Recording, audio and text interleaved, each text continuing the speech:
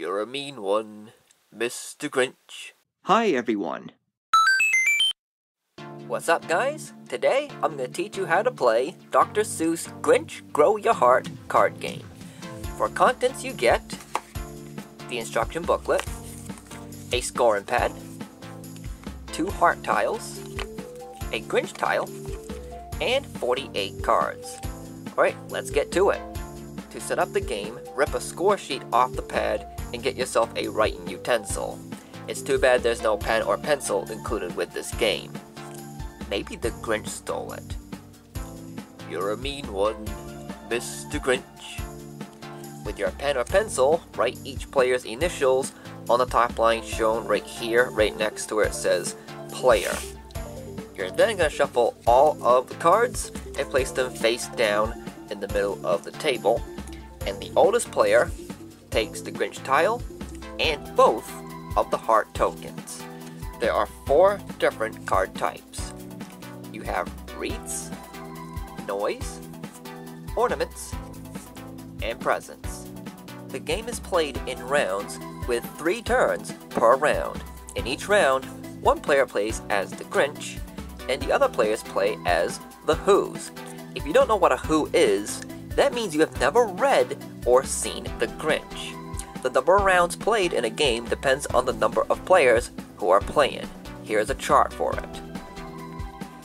Now, if you look at the number of rounds, it doesn't really quite add up with the players, but this actually makes sense. Why so? It's because in a 4, 5, or 6 player game, with the number of rounds as the same as the number of players, that means each player gets to play as the Grinch at least once. In a 3 player game with 6 rounds, each player gets to play as the Grinch at least twice, and in a 2 player game with 6 rounds, each player gets to play as the Grinch at least 3 times. Your goal is to achieve a good score from the cards that you draw. I will talk about the scoring system later in the video. So to start a round, someone takes a deck and deals 2 cards to each player. Do not let any other player see what you have in your hand. So again, there are 3 turns in each round, and on each turn, all of the Who's go first before the Grinch, and all of the Who's will take their turn at the same time. So it doesn't matter who goes first or last. During a Who turn, each Who draws 2 cards, adds them to their hand, and then discards 1 card in their very own discard pile. You heard that right. There is no shared discard pile. Each player gets their very own personal discard pile, including the Grinch. Now, you don't necessarily have to discard one of the 2 cards that you just drew on the same turn. It can be any card in your hand. So if you think there is a card in your hand that is not going to help you get a good score, go ahead and discard that card in your own discard pile. Now it's the Grinch's turn.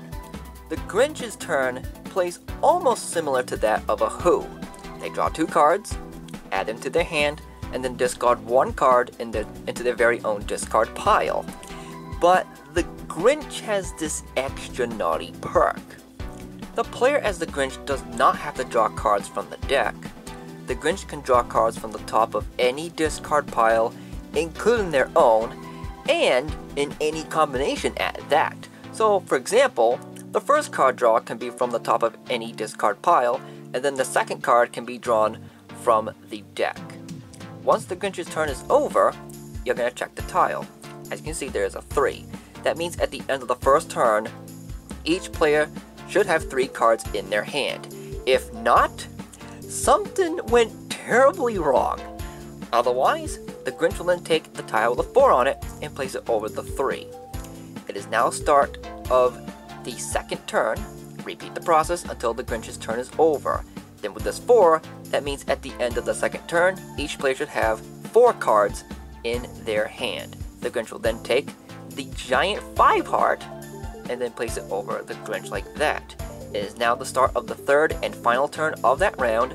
Repeat the process once more until the Grinch's turn is over, and with this 5, at the end of the third turn, each player should have 5 cards in their hand. At that point, it is the end of the round. After each player has made their score, and I'll talk about score in just a moment, the player as the Grinch will then take the Grinch tile and both heart tiles and pass them to the player on the left. that player will now become the new Grinch for the new round.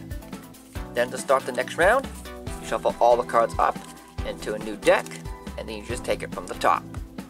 This is how the scoring system works. At the end of each round, each player will write down a number next to one of the categories using the 5 cards in their hand. Each player does not have to go for the same category as another player. They can pick whatever category that they want at the end of each round. So here are the categories. The first one are wreaths. Here you add the sum of the numbers on your wreath cards. So as an example here, I have a hand of 5 cards where 3 of them are wreaths. It does not mean that I will write down 3 there because I have 3 wreath cards. It's that I'll add the sum of the numbers on those cards. So here, if you add these up, there are 10. I would write down 10 right there. The same process goes for noise, ornaments, and presents. Rainbow is you add the sum of the highest numbers of each color in your hand. The highest you can get here is 24 if you have a 6 of all 4 colors. Match number is similar to that of a 3 of a kind, 4 of a kind, and 5 of a kind. Run in order is similar to that of a straight in poker. You can have 4 in a row or 5 in a row. Be careful of what categories you want to score with. Each player can only score each category 1 time per game. As the game continues, your options become more limited. Now let's talk about bonus cards, like this cup of cold water. Each bonus points has a certain condition, so just follow what the card shows. Bonus points can be scored even if it's the only points that you'll ever score for that round, and even if it's not on a card that you're going to count for a category that you're going to score with. You can even score multiple bonuses in one round. So, for this card, I can get 5 points if I have at least 1 wreath card in my hand. So for this hand, as you can see, I have at least 1 wreath card in my hand. I got the points for that. Now keep in mind, that condition is for at least 1 wreath card, so even though I have 3 wreath cards, I only get 5 points, not 15. Also, where do the bonus points go on the sheet?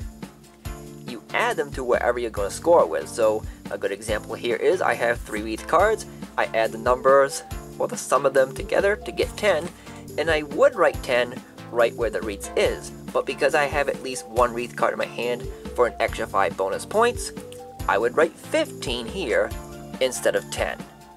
The game is over once all of the rounds are done. Each player will then add all of the numbers for their respective column and then add the final total right down in here. The player with the highest score wins the game, and in the case of a tie, the tied players win. And there you go. This game kind of plays awfully familiar. It's Yahtzee, but with cards instead of dice. Oh, you Grinch, trying to mock one of the most famous dice games. It's like it's always been said. Often imitated, never duplicated. Anyways, that's gonna do it for this video. Thanks for watching, like and subscribe for more, and don't forget to check out my gaming channel, Markis P Gaming, for video game Let's Play content. I will see you later, but until then, like always, take care.